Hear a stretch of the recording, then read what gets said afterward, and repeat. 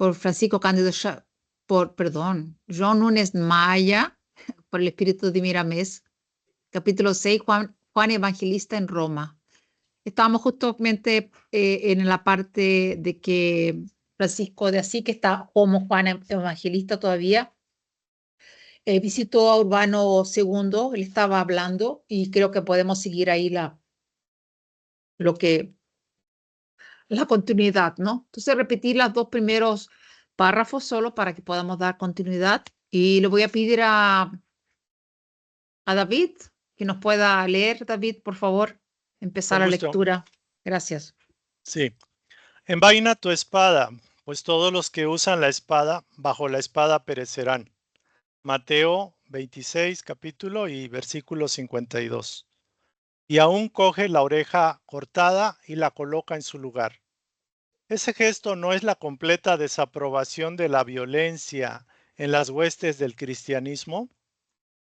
Si el Cristo fuese de violencia, no precisaría el mundo de él, pues ella ya se encuentra en abundancia en toda la tierra. Él es el amor universal, pues esa virtud es cual gema preciosa en los riachuelos, hablando de la tierra. Defiende tu iglesia y tu reino con amor, mi hermano. Defiéndela de Satanás, como dices, con la caridad. Defiéndete de los enemigos, si los tuvieres, con el perdón. Cultiva todos los preceptos del Divino Maestro, que la victoria vendrá por añadidura de misericordia.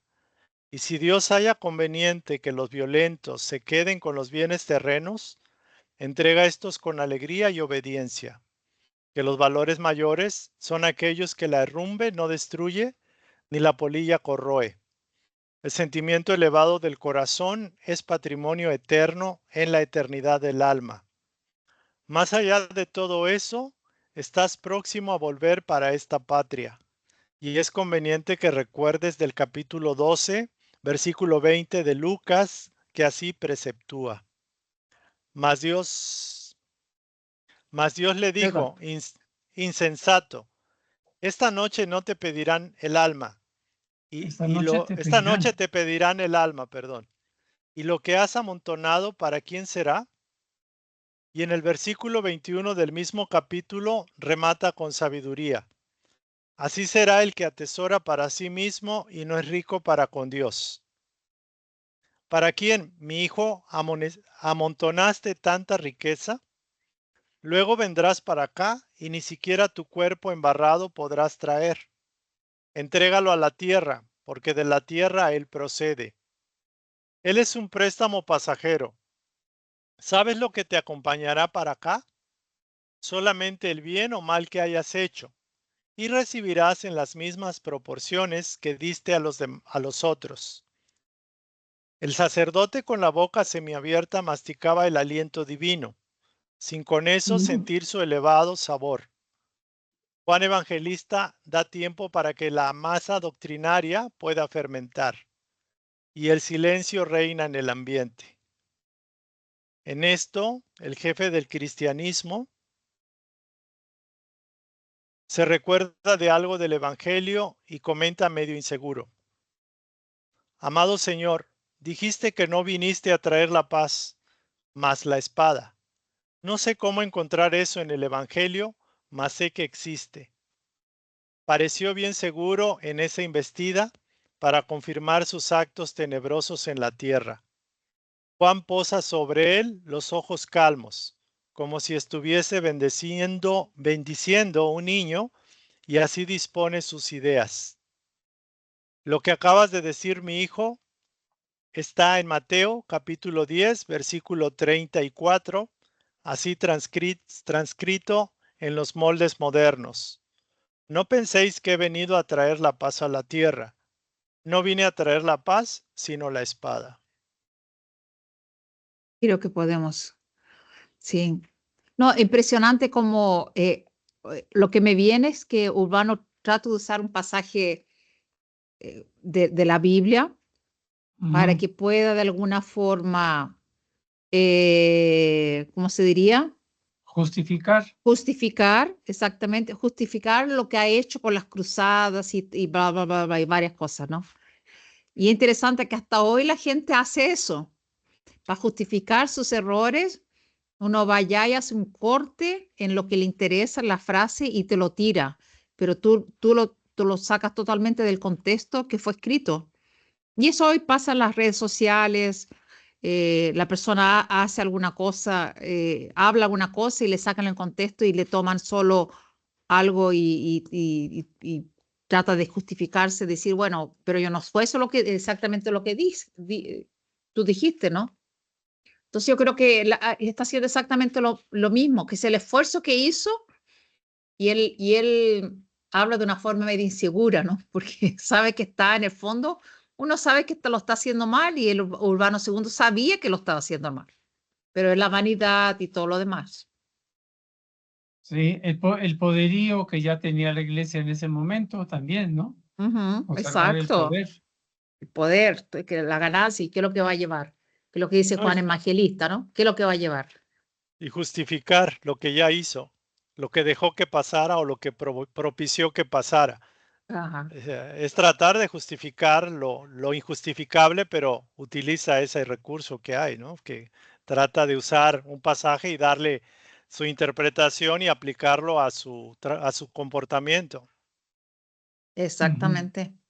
Ujú. Noemí, ¿tienes algo a comentar? No, gracias. Ajá. Ya. Víctor, ¿quieres seguir? Sí. Sé que no desconocéis los padres de la iglesia, que sostuvieron las columnas teológicas del apostolado romano, como San Agustín, obispo de Hipona, nacido en el siglo IV de la era cristiana, teólogo, filósofo, moralista y dialéctico.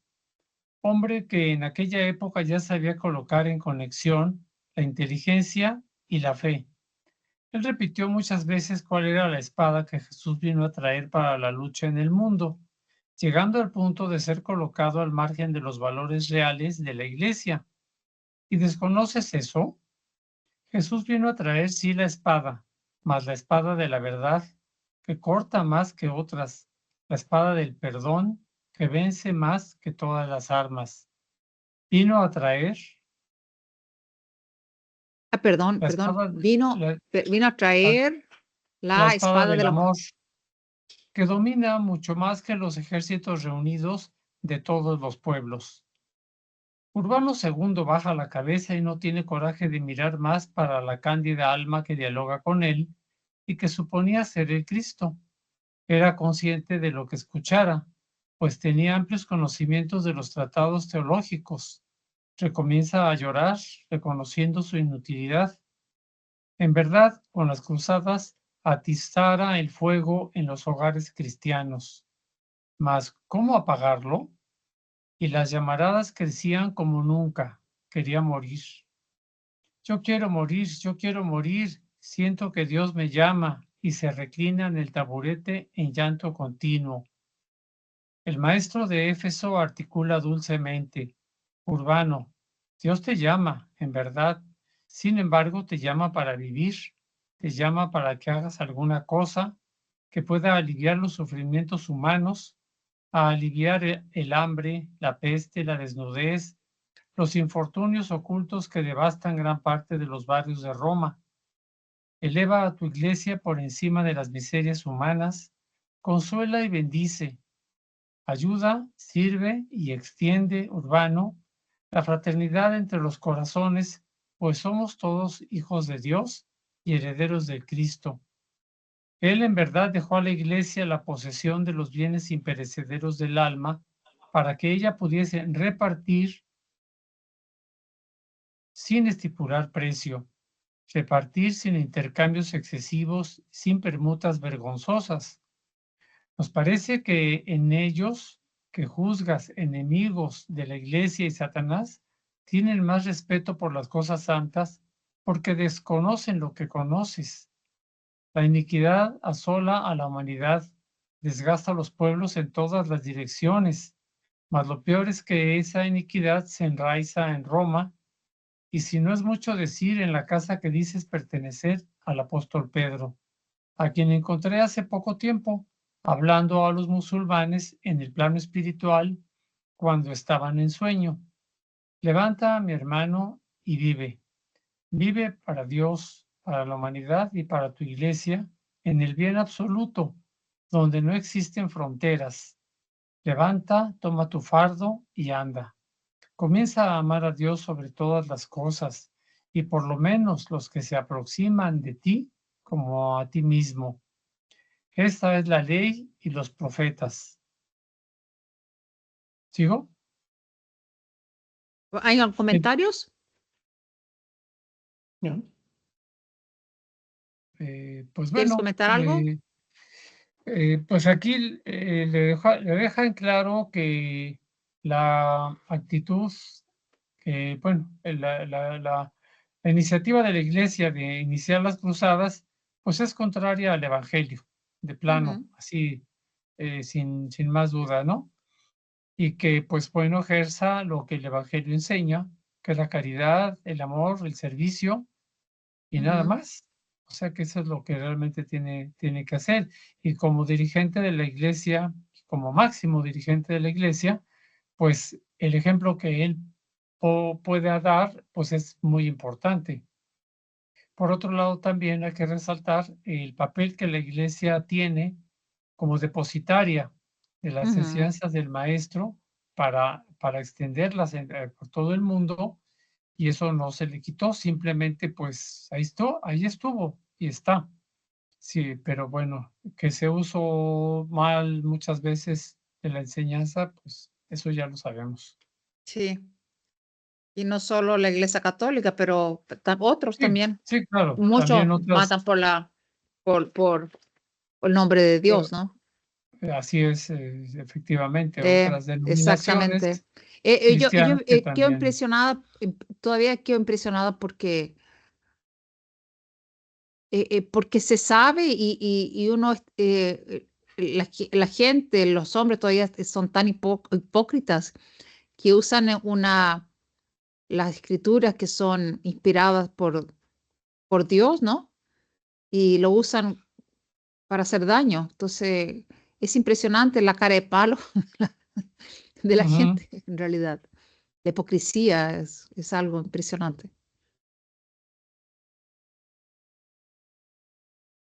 Que tratan de este, justificar algo que es injustificable.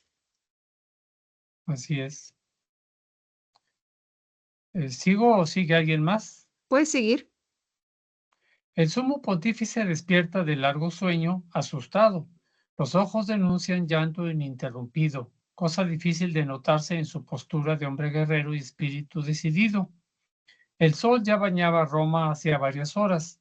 Los cardenales ya habían acudido muchas veces y su santidad dormía.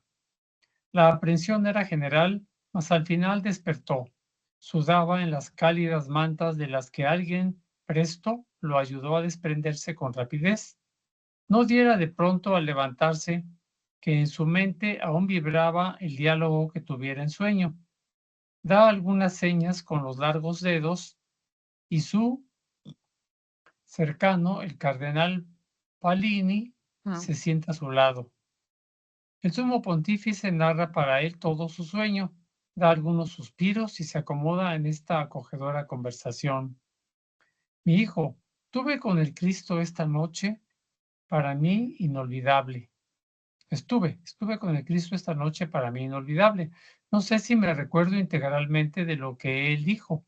En tanto, siento por dentro su voluntad y describió más o menos el personaje de su sueño. El viejo sacerdote no contuvo las lágrimas ni las palabras que escaparon de sus labios. ¿Cómo es bello nuestro maestro? De ahí a semanas, 3 consejeros de los más virtuosos e inteligentes que la posición de la Iglesia escogiera, en el auge de la Edad Media, se reunieron con el Papa para analizar el sueño y de él sacar el provecho indispensable, desde que no fuese en detrimento de las conveniencias urgentes de la Iglesia Apostólica Romana. Urbano II ya no era el mismo. Aquella energía característica de sacerdote y soldado desapareció después del encuentro con el mensajero del maestro de los maestros. Quería modificar algunos aspectos de la conducta de la Iglesia y señalaba gran interés en un nuevo concilio para que pudiese narrar esas verdades en el seno del comando católico. Estaba hambriento de lecturas que le asegurasen los dones en los sueños, de comunicación con las almas que ya hubiesen partido para el mundo espiritual. No tenía experiencia de esta verdad. Aún así, sentía por dentro que ella era una realidad. Sería su mayor placer conversar con antiguos sacerdotes iniciados en estos hechos. No sé si quieren comentar algo. Creo que sí, sería bueno. Ujú. Es interesante porque estos sueños con una connotación más espiritual, ¿no? Yo creo que hemos conversado aquí también sobre eso, pero él todavía insiste en decir que fue Jesús, Cristo, ¿no? Que lo visitó, porque fue muy impactante la luz de Juan Evangelista, ¿no? Pero él trata de acercarse a las verdades porque agarra ahí los libros y trata de estudiar un poco más y trata de alguna forma de hacer cambios, ¿no? Pero él necesita hablar, que sea, ese sueño tiene un gran impacto y lo cambia, ¿no? Que sea, está mucho más, deja de ser tan combativo, ¿no? Más Sí, espiritualidad. Sí, porque el espiritualidad en realidad él despierta, ¿no? Él despierta un poco para entender realmente él como jefe de la Iglesia Católica Apostólica Romana, nunca entendió realmente lo que era el Evangelio. Y yo creo que durante mucho tiempo la Iglesia Católica quedó así, en el fondo no tienen tanto conocimiento. O sea, perdón, tienen conocimiento, pero no tienen un conocimiento más allá del espiritual, como él dice, ¿no? Eh, quería tener más información de la experiencia que tuvo. Entonces, el espiritismo ayuda mucho a comprender esos fenómenos que nos pasan a nosotros sí, y ahí entender y cambiar nuestra vida, ¿no? Pero Sí, es interesante como la espiritualidad estaba pendiente a él, a la iglesia, ajá, al sí, evangelio. sí estaba pendiente, claro. Porque era el representante, él tenía el poder en la tierra, entonces tenían que sensibilizarlo, que estaba cometiendo errores graves. Ujú, sí, correcto. Sí. exacto. Bueno, ¿sigues ahí, Noemí? Si no Sí. teníamos ningún...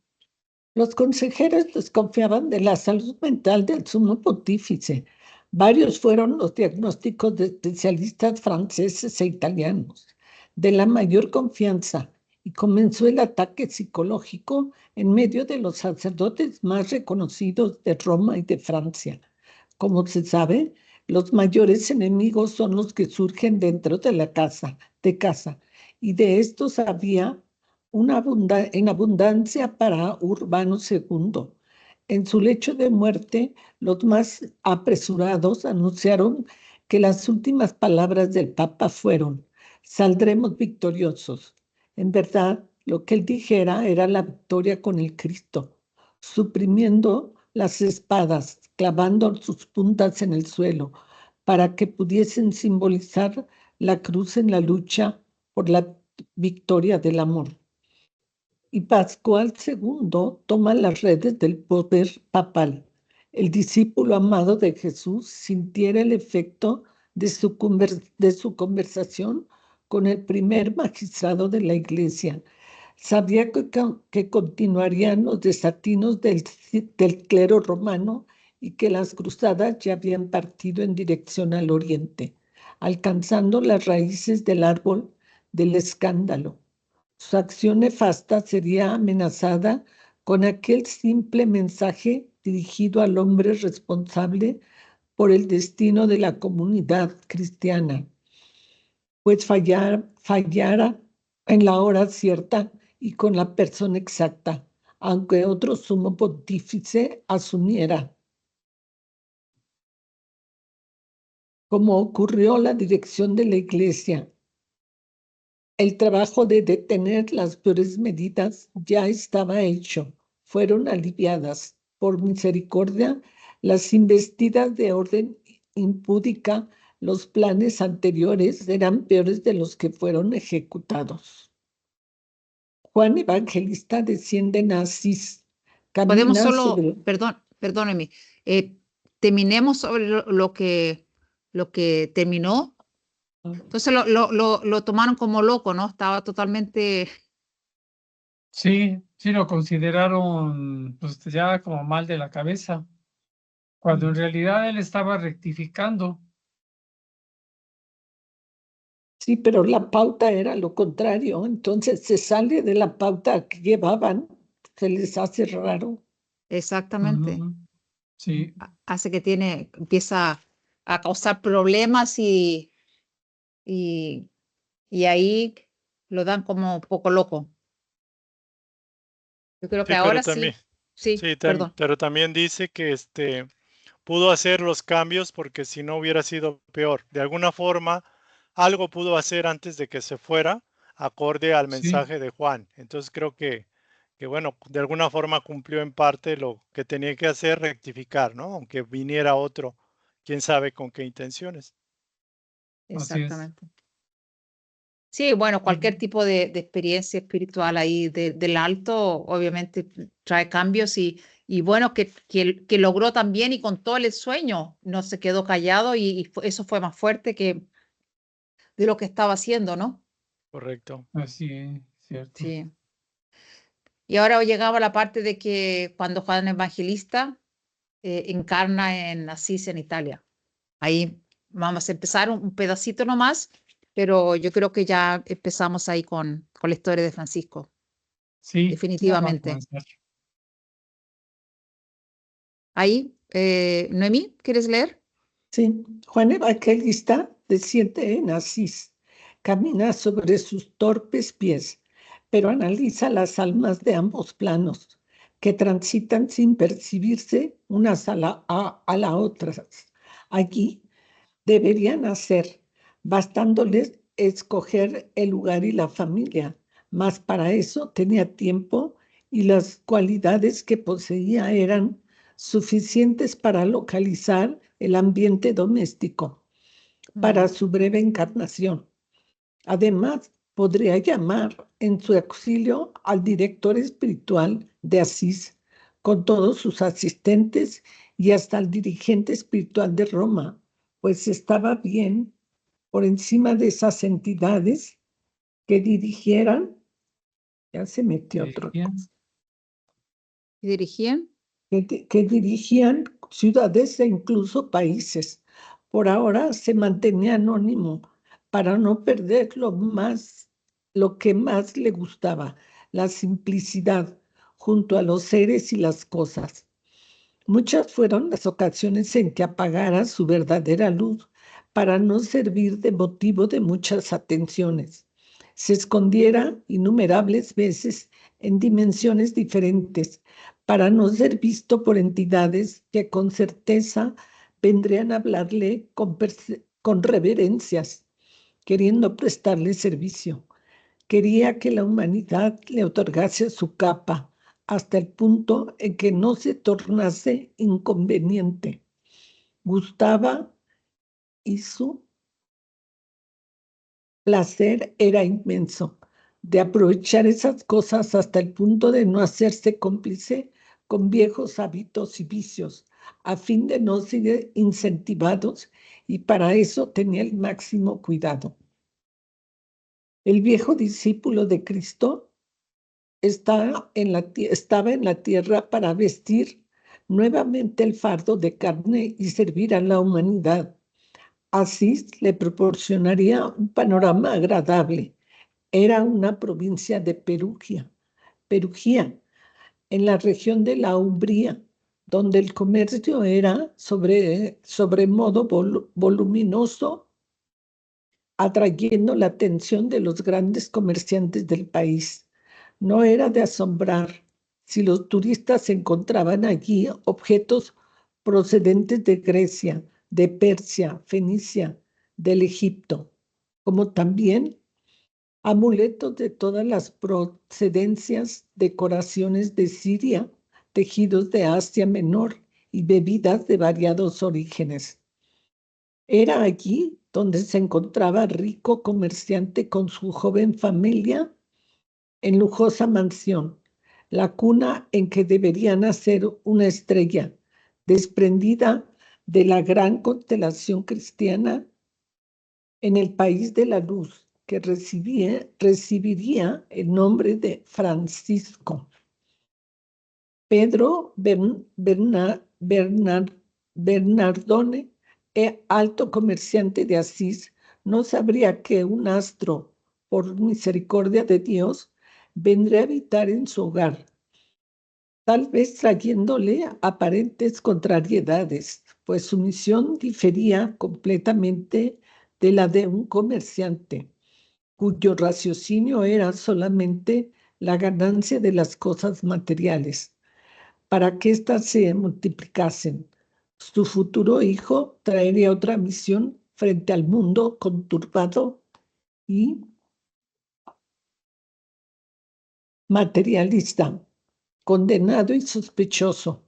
Pedro no podría suponer que de su amor y el de su linda esposa surgiría otra vida, un ser humano muy semejante a un personaje de la historia universal que él tanto reprobara cuando leyera su vida. Este personaje luz que iluminó Asia era el príncipe Siddhartha, conocido en el mundo entero como el Buda, el rico comerciante.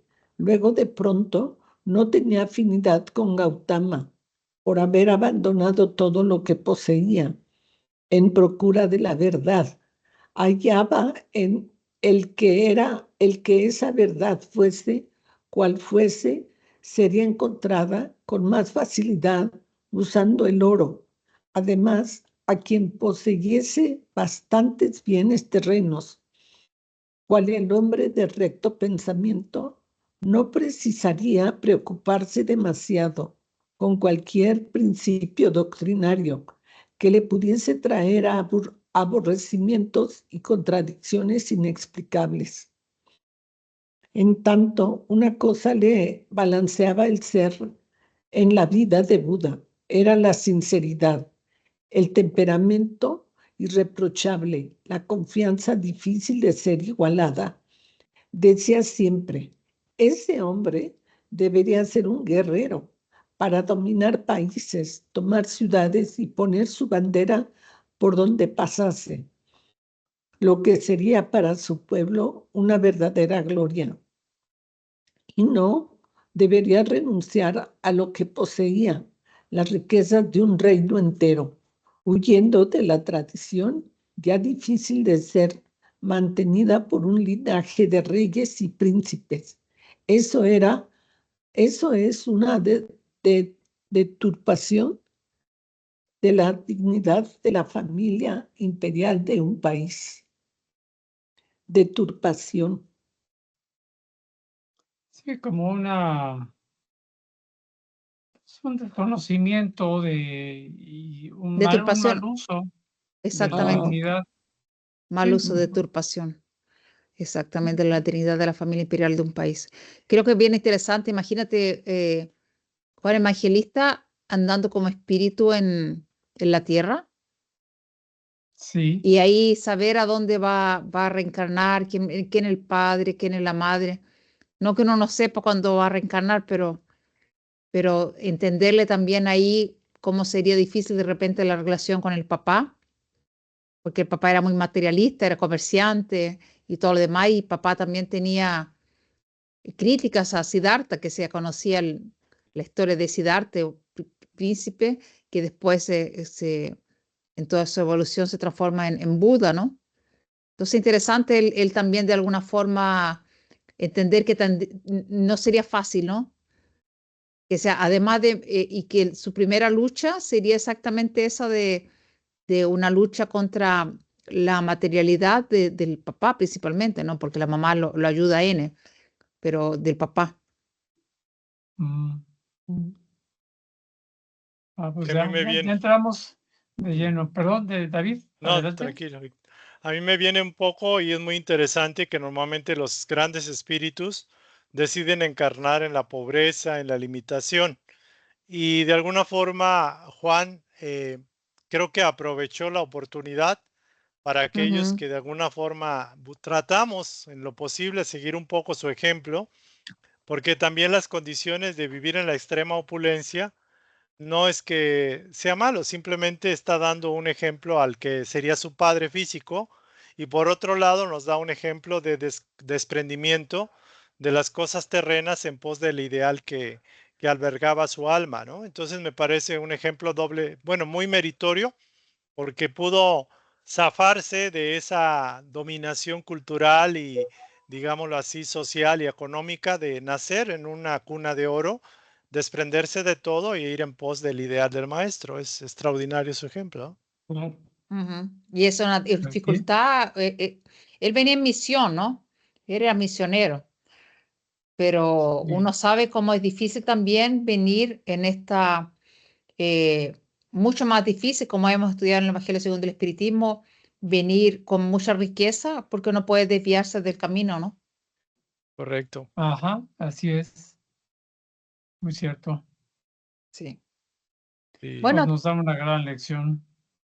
Sí, eso. Ujú. aquí nosotros terminamos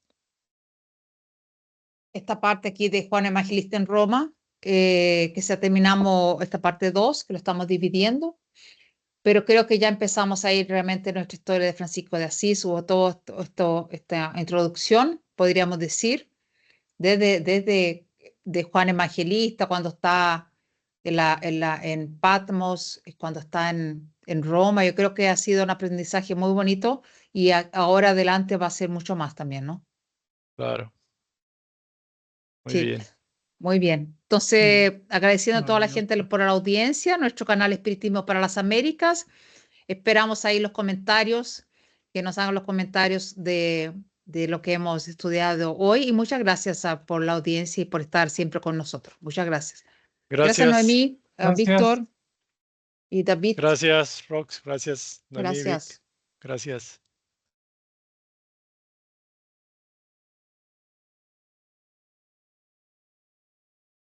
Dejo apagar aquí para. Ahí está. Creo que David ya salió.